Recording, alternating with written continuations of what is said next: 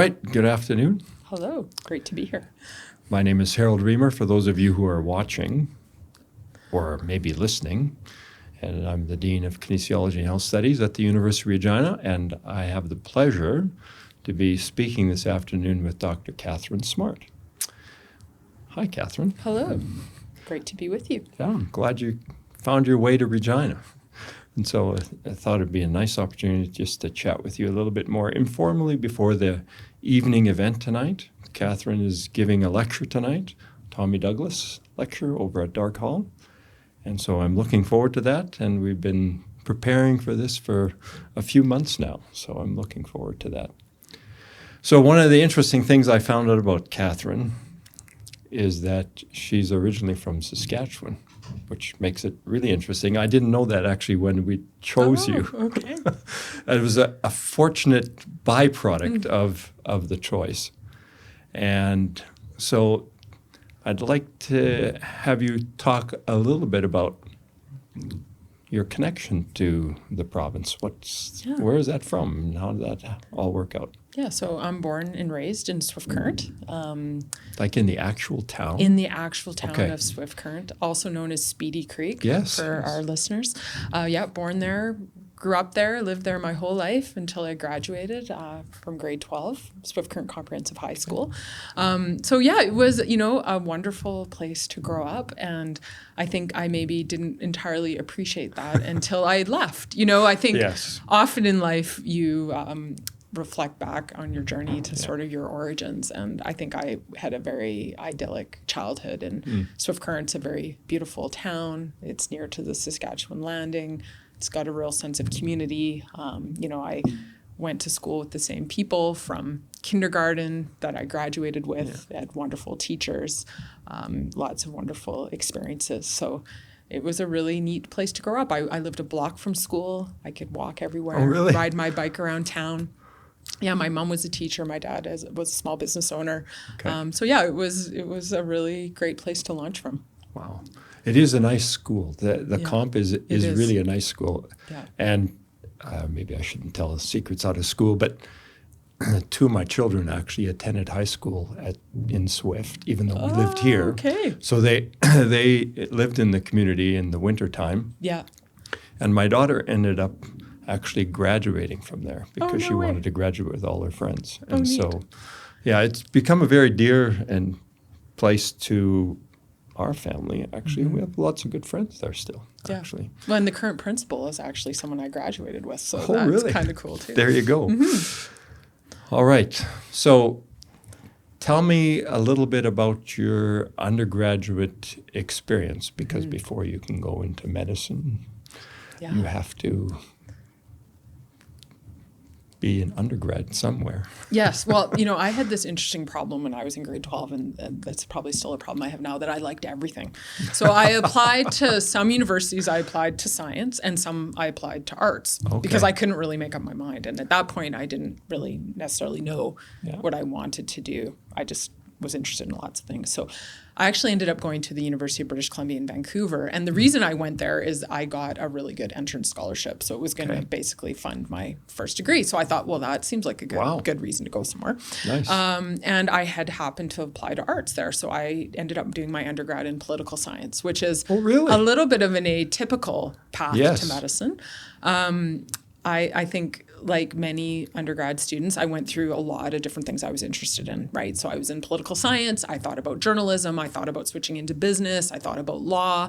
And then I was a residence advisor at the residence there. Okay. And while on a student trip that I was chaperoning, one of the students got quite seriously injured snowboarding. And I ended up spending the night in the emergency department on Vancouver Island with this student who was there getting emergency care. And I watched the doctor, running this emergency department all night. And I thought, that's what I want to do. I want to be a doctor. And that actually brought me back to Saskatchewan, because I went to the University of Saskatchewan for 2 summers in summer school to get the science classes that I needed to be able to apply to medicine because I was in arts.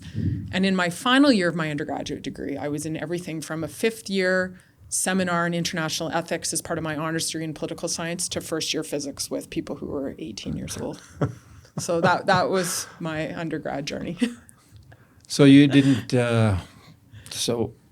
when would that have been? About in your third year, fourth year when you got this idea? Yeah. Oh, I should become it was in a physician. It was in after my second year of university really? that I decided. That's why I went and did summer school after second year, and then again after third year to fill in the different sciences. And then I spent a year working so that I was able to write the MCAT and applied to medical school that year, and then started the following fall. So where did you do your med school? Also at UBC. Okay. It was interesting. I actually got accepted at the University of Saskatchewan and at the University of British Columbia. I was lucky because I was considered a resident of both provinces, which increases your chances of getting in because they take more people get in that are from the province. So I ended up staying at UBC and I did my undergrad there. And then from there, I did my residency training in Calgary at the Children's Hospital. Okay. So I've been able to have a conversation with you over lunch today, or some students have had, and it's been very interesting, actually. And so I'm curious a little bit about, so you're in med school. How did you decide? I think you decided to specialize in pediatrics. Mm-hmm. How did you get to that decision point in the first place? And then what was that experience like? Yeah, so I was, I think, lucky in that I really loved everything in medicine. I found all of it really fascinating, and I actually really enjoyed almost all of the rotations that I did. Mm-hmm. But I always was really drawn to pediatrics because I really like working with children, and I like the medicine of pediatrics. It's a really interesting specialty because you're caring for everything from newborn babies, sometimes very premature babies, to teenagers. Mm-hmm. So the range of health problems, the physiology, it's really quite interesting. Mm. And I also found in my training that people that were in children's health or in pediatrics loved what they did. They were passionate about it. They were in good moods. They seemed to love their work. And that was really appealing to me. I liked the vibe and the environment and the challenge of it. So that was kind of sitting in the back of my mind. Then I had a research opportunity after my third year of medical school to actually go to South Africa and work at the Children's Hospital in Cape Town. And so I was there. It's the only children's hospital in sub-Saharan Africa. This was in the 90s, so it was the beginning of the AIDS crisis. Yeah. It was when we were starting to try to understand this in children, and I ended up doing research on pediatric HIV and how they were diagnosing and treating it. Mm-hmm. This was before antiretrovirals. This was like early days. So that was a really interesting experience to be there on the front lines, seeing this disease, how it was changing care. And also I got to just sort of shadow and be around on the wards and see lots of different children with different problems. And that really fired up my interest in pediatrics. I loved the kids. I loved the range of conditions that we were treating. So from there, I just decided that's what I wanted to do. And so that's what I applied for. And I ended up studying at the Children's Hospital in Calgary in pediatrics. And I guess I've never really looked back from there. So talk a little bit about your career after. So you were in Calgary, Children's Hospital, doing your specialty, I'm guessing, yes, right? That's right. So once you finish that, you've been a lot of places and done a lot of things. So talk a little bit about that. Yeah. So when you're training in pediatrics, there's sort of two pathways. One, you can become a general pediatrician, and that's 4 years. And from there, that can look like lots of different things. Or you can do fellowship training where you subspecialize again. So for me, I was really, at that point, really loved acute care, and I did a fellowship in pediatric emergency medicine. Okay. So I did 2 additional years of training in that. I've always had an interest in global health. So during that fellowship training, I also did some extra global health training. I did a diploma in tropical medicine in Peru. I spent some time working in Laos in Southeast Asia. I spent some time in Uganda. So those things all kind of came together. And I also always had an interest in northern health, which to me, I think of sort of a part of global health. To me, global health is really about wanting to work with communities that are underserviced. So I had spent time in Nunavut, and those things all kind of came together, and I guess from there I became an emergency physician at the Children's Hospital, but I always did locums in the north. So I used to work in northern Manitoba quite a bit, and that really fired up my interest in Indigenous health and those equity issues in Canada, and that sort of brought me, I guess, full circle to where I've spent the last almost 10 years of my career working in the Yukon, which has been a really amazing experience. What's been the best part of working in the Yukon? Well, so many things, but I think for me, it was the challenge of trying to build a child health program that I thought would serve children and families. So, often in healthcare, we sort of walk into models that already exist and you sort of take your place in them. Partly what drew me to the Yukon is that the pediatrics there was really kind of in its infancy. When I moved to the Yukon, they had had a visiting specialist program. So there was a group of 6 amazing pediatricians who visited the Yukon each twice a year for about 4.5 days a month. But the rest of the time, there was no pediatric care there. And it was actually the only place in Canada at that point that didn't have ongoing regular pediatrics. And I'd been up there teaching a course on neonatal stabilization, and I sort of was able to talk to people and see what was going on. And I thought, hey, I think this is something where I could add value. At that point, I'd been working for several years. I had a fair bit of experience. I felt like I knew what a good program would look like, what the parts would be that would make it sustainable and important. So I proposed a model to the government, and they took me up on it. And so I moved there. And then I've spent the last 10 years building out that program. And so I think, what I've enjoyed the most about it is being able to build a model for care for children and families that to me is I think, really providing extremely high quality integrated care in a very rural and remote part of the country. And those partnerships that we've been able to build with community, because I think really serving children and families is really about connecting where people are and recognizing that children never exist in isolation. They exist as part of their community, right? Their parents, their extended family, the schools they attend, the extracurricular activities they do, the communities they're part of. And our program has really been built to try to bring all those things together into the way that we provide care. And for me, that's been really rewarding to be able to design and build that and see the impact it's having on kids and their families. Yeah. So I'm curious how your political science training has impacted your pediatrician lens in terms of building that program in the Yukon. I'm just assuming it has in some way, shape, or form. Yeah, it has. I think one of the things I love about medicine is it is both a science and an art. It's not one or the other. Obviously, you need to know the science of the medicine to provide medical care to people, but medicine is really mostly about relationships and building relationships, and that really has a lot more to do with the art of practicing medicine. So I think what was great for me about a background in political science is I think arts are really great at teaching you how to think, how to form an argument, how to express yourself, how to look at problems, how to look at different perspectives and bring that to your work. And I think that drew me to both the program development, also into some of the medical politics I've ended up getting involved in. I've always been interested in systems, how systems work, how people think, and the reality of life is politics, right? Working with people, making things happen, creating partnerships. These things are all political. So I think that having that background sort of helped me, be interested in those things and also hopefully good at building the relationships that it takes to be able to execute on these types of programs. Okay. So maybe talk a little bit about your journey in the medical association kind of establishment. Yeah. How'd you get there? So in medicine, we often call that organized medicine, which is sort of the political branch of medicine. So every province and territory has a medical association, and those associations represent physicians and generally represent physicians to government, right? So their role largely is negotiating payment models, systems, things, working that interface, right, between physicians who are on the ground delivering the care and the government who's responsible for the systems planning. Yeah. So, I would say my foray into medical politics I'm going to describe as a bit accidental. When I was in the Yukon, after being there about a year, they needed someone to be the president of the Yukon Medical Association.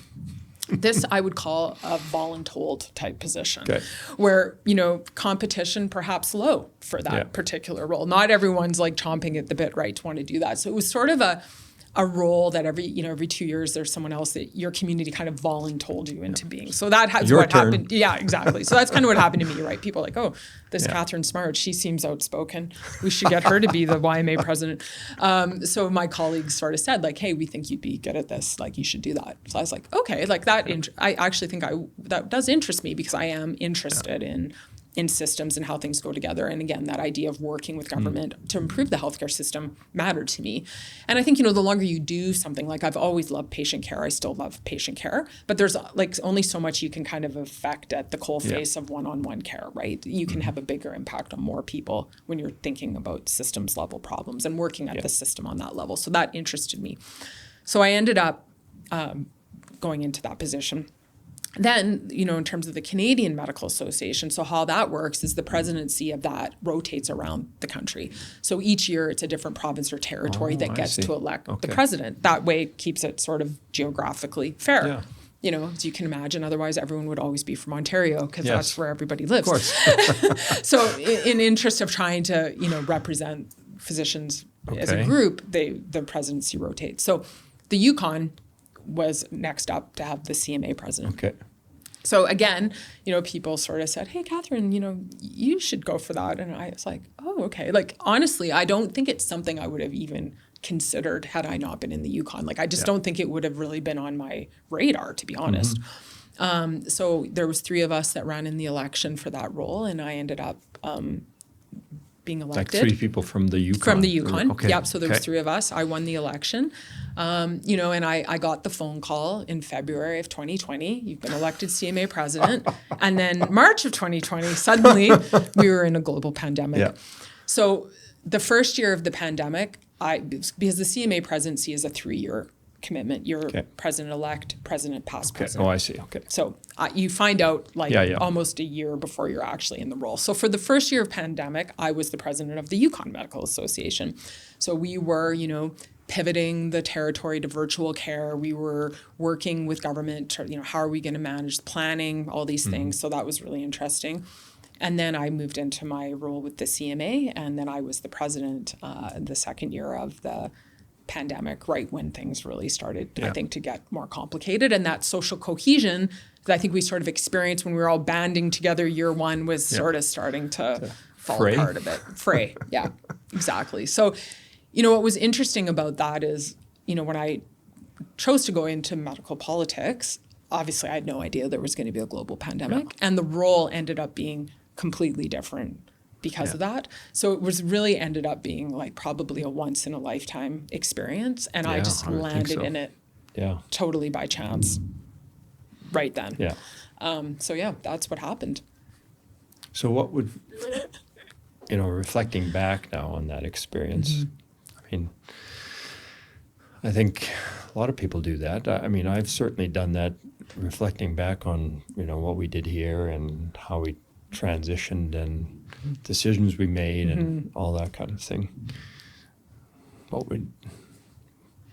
was your big, if you had to do it over again, what would you do differently?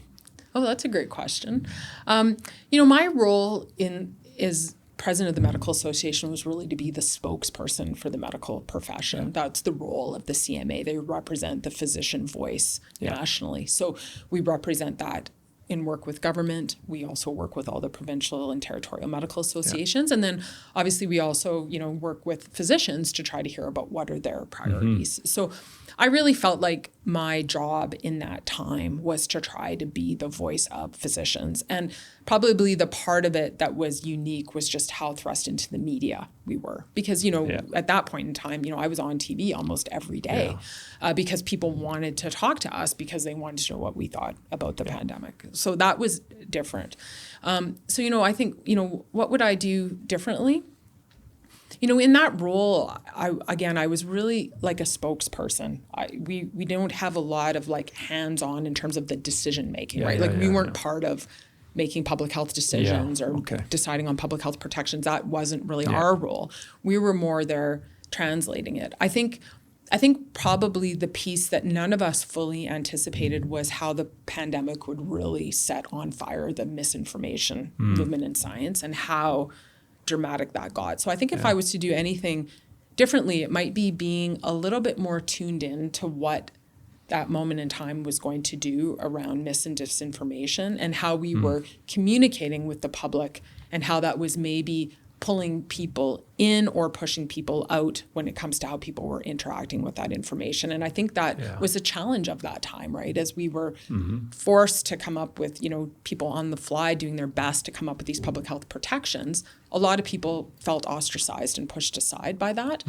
And when people feel othered, I think they tend to dig in and believe other information perhaps more. And I think inadvertently, probably that happened through some of the communication where people that weren't maybe, accepting of the mainstream science decisions around how we're managing the pandemic, things like vaccinations, et cetera, I think often felt othered and judged, and that probably increased some of the polarization that we're seeing now. And unfortunately, in the political moment we're in North America, and especially when we see what's happening right now in the United States, it's unfortunately just continued to fuel that. And misinformation now is probably one of the biggest threats to health that we have. And I wonder about how some of the communication that happened in the pandemic maybe influenced that. Yeah, it's interesting to me, kind of the access to information that people have now at their fingertips. And I often tell undergraduate students, I said, where do you get this information from? Well, my friends. Why would you trust your friends? Why wouldn't you ask me or someone who actually can speak definitively about the question you might have about registration or this program or whatever it happens to be? But either we Google it and see what AI will tell us about that information. And I'm not saying that's bad necessarily, but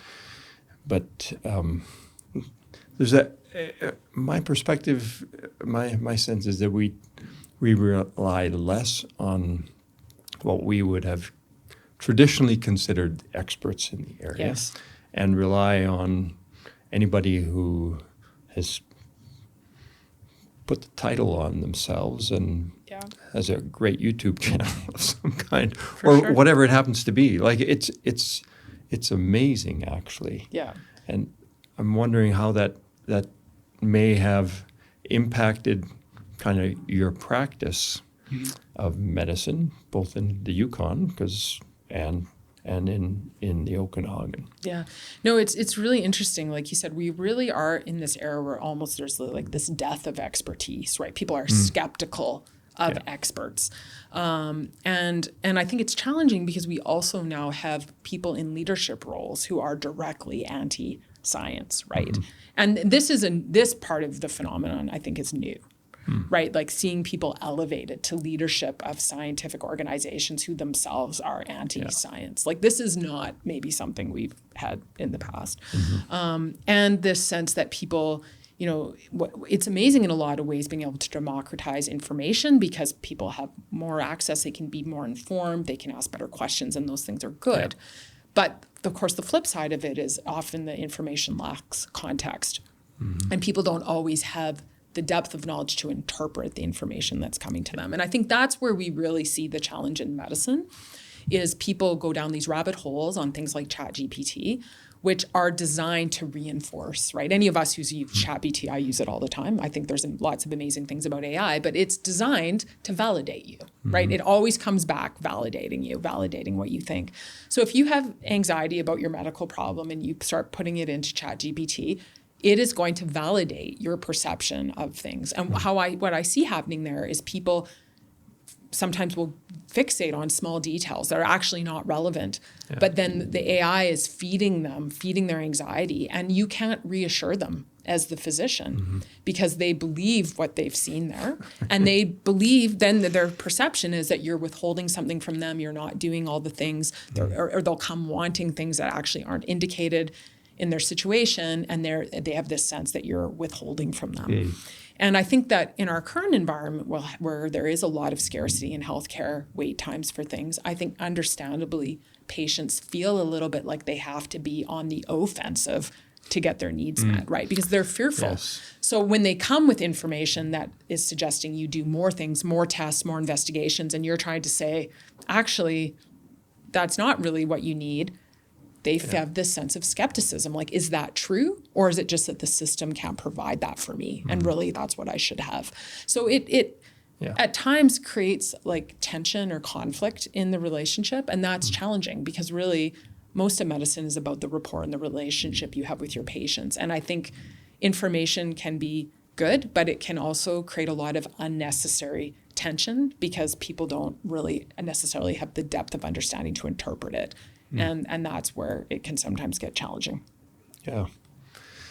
So I'm going to tell you a little story about when we transitioned to the pandemic. I was teaching an undergrad class, and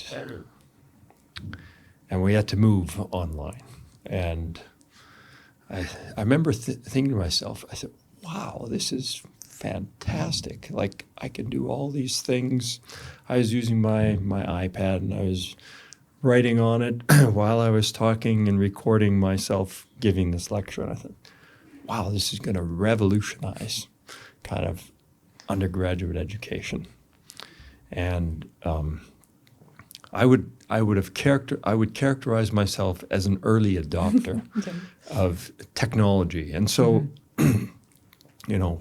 we pivoted, as we were trying to bring people back, we're thinking about how can we do this?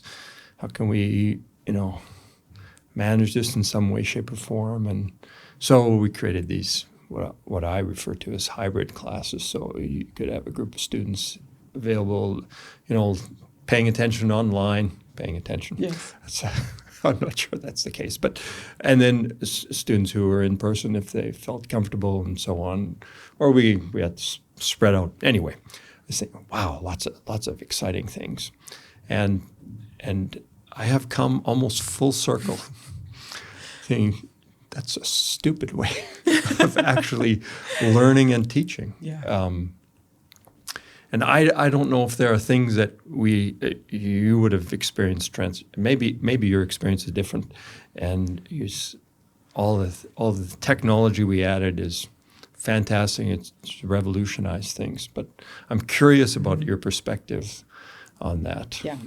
I think in my experience, technology can be a great adjunct to care, but it doesn't replace in-person care. So I use technology in my own practice as a way to improve access, to improve ease of access, and for convenience for families, for things that are don't necessarily need a lot of time. So and this can be a positive, but it doesn't replace the relationship. So like, this is how I would describe it. If I'm meeting a family for the first time, let's say their child has a mental health problem and they're coming to me, I like to do that in person, right? I want to see them. I want to feel their body language. I want to get a sense of how they're feeling. I want to meet the child, because there's a lot of things we get around communication, right, that are nonverbal. It's the vibe in the room. It's how people are feeling, what their body language is. And these things, you can pick them up a little bit over Zoom, but it's not the same, right? The interaction is not the same. So to me, if I'm meeting you and I'm trying to establish a doctor-patient relationship, my preference, again, sometimes it's not possible, but is to meet you in real life. You can get to know me, I can get to know you. Because what I've come to realize is the most important thing is that, right? The success I'm going to have being your doctor is going to be directly proportionate to how you feel about me and our relationship. So the better we get off and the more you feel seen, heard, and understood from that first appointment is going to impact everything.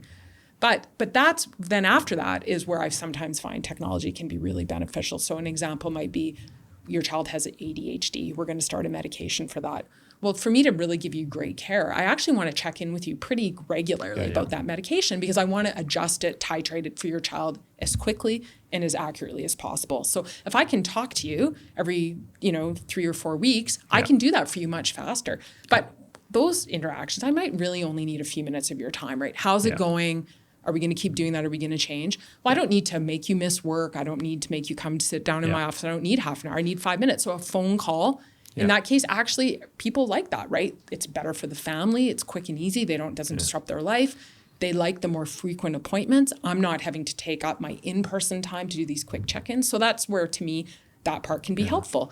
a Zoom meeting for a family who lives out of town, who's somewhere rural to connect. That might save people driving 5 hours in the winter. It might say, it allows me to stay connected with my patients more when I'm not there. So to me, it's an adjunct to what we do. I think what the problem is at the beginning is we thought it might replace everything that we were going to do. And we almost overdid it. I think now we're pulling back and recognizing this needs to be an extra. It's an add-on used appropriately. It makes what we do better, but it's not a replacement for the in-person.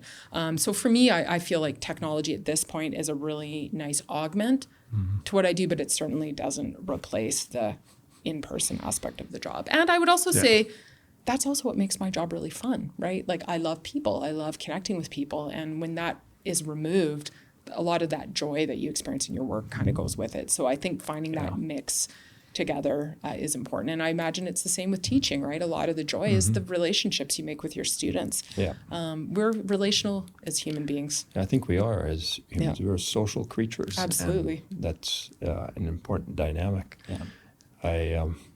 The worst thing I hate about Zoom meetings is if I try looking in your eyes on Zoom. Yes. It looks like I'm looking away from you. Yes. It drives me nuts. Yeah, the eye contact. Because the camera is here. Yeah. And it's not. Yeah, anyway, it's the most bizarre thing. I have a hard time with that. And I think, to me, the other thing I really think is different about Zoom, and particularly in a meeting, again, it's a little bit different. If I'm just meeting with a family, it mimics a little bit more of a conversation because we're both off mute and we're talking. But in a meeting, right, it makes it so much more formal. Naturally, when people talk, normally there's elements where we overlap each other. We naturally transition without there being these big breaks. When you're on Zoom and everyone's muted, it becomes very formal, right? Like you're putting up your hand, you're being called on. So I think people's willingness to engage and offer their perspective changes a little bit. It feels higher stakes, like you need to have something more important if you're going to actually come off mute and speak. Whereas I think when we're all in a room together, people more naturally maybe participate. So I do wonder how it impacts people's willingness to say something because you're a little bit more spotlighted, right? So I think there's those dynamics too that make it a different experience. Yeah, I mean, I don't think I'm the only one. But certainly people are engaged in all kinds of other activities. 100%. In a Zoom triple screening. It has nothing to do with the meeting. And so there is this distraction that goes on because you can't, last I thought, anyway, you can't do two things at the same time as much as you like to think you can. You agreed. Can't attend to both things. I struggle with that too, though. When I'm on a Zoom, it's very hard for me not to pull out another screen and start doing something else. You feel this compelled, but you're right. Our brain can only do one thing at once. Yes. That's just a fact. I want to shift really quickly. One of the things that people may not know about it, you've kind of alluded to it a little bit, but one of the things I learned about you when I did my little Google search was about your practice in the Okanagan, which is focused on kids with cognitive disabilities of a kind. So talk a little bit about that. Yeah. So again, a lot of my career has just happened because of walking through doors that kind of presented themselves. And the work that I'm doing now in the Okanagan actually sort of started in the Yukon. So one of the areas that was really lacking in the Yukon when I first moved there was around care for and diagnosis of children with autism spectrum disorder. So there, in theory, the Yukon had a program for autism diagnosis, but they hadn't actually assessed a child through that program for 7 years. So this, again, right, would be like a classic Canadian Medicare kind of problem. Oh, yeah, we have a program for that. We'll see you in 7 years. To which I like to call those things out, to which I just said, let's just call a spade a spade. When you haven't seen a patient for 7 years for this problem, you don't have a program for that. It doesn't actually exist because practically speaking, that's not a program. Yeah. So one of the things I started doing in the Yukon was working on this problem of autism diagnostics and improving access to diagnosis, because at that point, we had a good program for children through the Child Development Center that were under 5, but for school-age children, there really wasn't a program. And a lot of those kids were being referred to either Alberta or BC, but the wait times in those provinces are years. So the reality was it didn't exist. Yeah. You couldn't get seen. So I thought, okay, well, that's a problem that we need to solve. We had the lowest incidence of autism in the country, and it was only because we weren't diagnosing anybody. So I, got more training. I spent some time with the developmental pediatricians in Calgary. I did additional training on some of the standardized tools, and I started sort of building my skill set. Okay. We built a team, and I started doing more work in that. I lived full-time in the Yukon for 5 years and then came back to the Okanagan when my kids went into high school. So I was looking, for something to do there as well because I had my work in the Yukon, but I wanted to do something in BC. And what I found out was there was a huge need for that as well. So I've been working more doing autism assessments in a variety of formats in the Okanagan, and that's now what my main practice is there is diagnostic assessments, which I found really, really interesting. I work with kids from ages 3 to 18. I work in a team, depending on the age of the child, with a psychologist and an SLP. I work out of ICANN, which is the Interior Health Child Assessment Network, and I do some assessments for schools, First Nations groups, other things as well. So it's been really interesting. A lot of families come with kids, especially for school-age kids. Often these kids have had a lot of struggles. There's a lot of comorbid mental health challenges, a lot of stress in the family. And what's really interesting about doing autism assessment is you spend a lot of time with people. It could take several hours to do these assessments, but it really allows you to take a deep dive into the kids and what's going on and really help families understand their child's behavior and what's going on and why some things are difficult. And I think it's really illuminating for families to have that understanding. And I for me, it's like being a detective. It's really trying to unpack for these kids that are having a tough time. That's why they've come for assessment. What's exactly going on? And a lot of these kids have more than one thing going on. And being able to actually spend the time to figure that out is quite meaningful. And I think for people, it often gets them going on the right track of care and allows them to understand their child in a way that they can support them in the way that they need. So is your practice focused mostly on the assessment portion? Yeah. In BC, I just do assessments. So my full scope pediatrics clinic is in the Yukon, and there I do all the aspects of pediatrics. And in BC, I do assessment only. And so, I'm going to ask you. So, child goes through a assessment. Yeah. And then what happens? Yeah, so from there, if they get the diagnosis, they're referred on, in BC, they're referred on to the Ministry for Children and Families Development, Child and Youth with Support Needs, and they have a whole program of funding and resources for children with autism. So that connects them into those services. That's sort of the front door to access those things. And then, so that's where they would get sort of all their funding and support for intervention, and this largely involves allied health professionals, occupational therapists, speech and language pathologists, behavioral therapists, and that families are given the funding to be able to access those things. And then often they go back to their medical care, either to their family doctor or their pediatrician. BC is a little bit unique because they're very restrictive on who can give a diagnosis of autism, and there's certain standardized assessments that you have to be able to do that require extra training and certification. So, if you're a general pediatrician in BC, you actually just can't do an autism assessment. So it's sort of, every province is a little bit different in what they've decided, but that's how they do it in BC. So it is a fairly sort of specialized area. So it's really kind of, again, like working in teams, connecting with people, but being able to provide that specialized assessment for families, because you can't kind of just get it anywhere. Yeah. Okay. So I'm going to wrap it up here, I think. We've been at this for a little bit, and I know you need to get ready for your lecture tonight. But we have a lot of, we have a lot of students who come to us who describe themselves as pre-professional students, and they're really interested in I'll say broadly, the allied health professions, whether that's medicine or PT or OT or chiropractic or what's it? I can't. Yeah, homeopathic medicine. Like kind of the range of stuff that kids are interested in. So, what general piece of advice would you give students who are thinking about a career in what I'll broadly say is healthcare? I think what I would just say is, jump in with both feet. It's working in healthcare is a wonderful career. I have absolutely loved being a physician. It's had highs, it's had lows. Like, trust me, I've had burnout more than once. It can be exhausting, but it is an incredibly rewarding career. It's an opportunity to be a lifelong learner. And I think that would be true in any of the healthcare disciplines, right? You're constantly learning new things. The fields are expanding. We're learning how to diagnose and treat and support people better. You get to work with incredible people. Again, I've worked with all the people you've listed in various ways as a physician, and that teamwork is really amazing and rewarding, and I love that part of it. And you get to build relationships with all sorts of people. I often have reflected on the fact that I think the biggest gift in my view of medicine has been I have gotten to know people that I would never have gotten to know otherwise, right? They're not people that I maybe would have encountered in my private or in my social life, people from all walks of life, from all parts of the country, who come and share their stories with you. And medicine, I've often thought, is a lot of storytelling. It's receiving people's stories, listening, and then helping them make meaning of those stories in a way that allows them to move forward and become healthier. And I think that's a real gift, to get to have those relationships, to get to meet people, to have people trust you when they're feeling vulnerable.